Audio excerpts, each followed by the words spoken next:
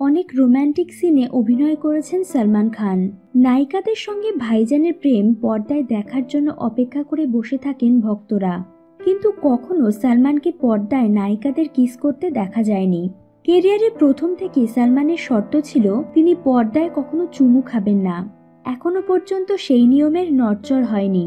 এই নিয়ে ভাইজানকে প্রশ্ন করা হলে তিনি জানিয়েছিলেন পর্দায় কখনো চুমু না খাওয়ার কারণ। আসলে সালমান চান তার ছবি পারফেক্ট ফ্যামিলি ছবি হোক, আর সেই কারণেই তার এমন সিদ্ধান্ত। সম্প্রতি কপিল শর্মা শোতে এসেছিলেন খান ব্রাদার্স, সালমান, আরবাজ আর সোহেল। সেখানে কিন্তু সালমানের এমন কট্টর সিদ্ধান্তের পেছনে থাকা আসল কারণটা ফাঁস করে দিলেন ভাই আরবাজ খান। শো চলাকালীন কপিল প্রশ্ন ছুড়ে দেন সালমানের দিকে।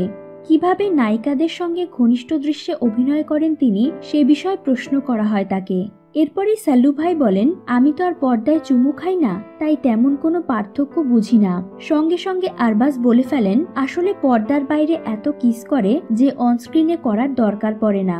আরবাজের কথা শুনে হাসিতে ফেটে পড়েন সবাই। তো বন্ধুরা, এই ধরনের ঘনিষ্ঠ দৃশ্যে অভিনয় করা নিয়ে সালমানের আপত্তির বিষয়ে আপনাদের মন্তব্য কি কমেন্টের মাধ্যমে আমাদের জানিয়ে দিন।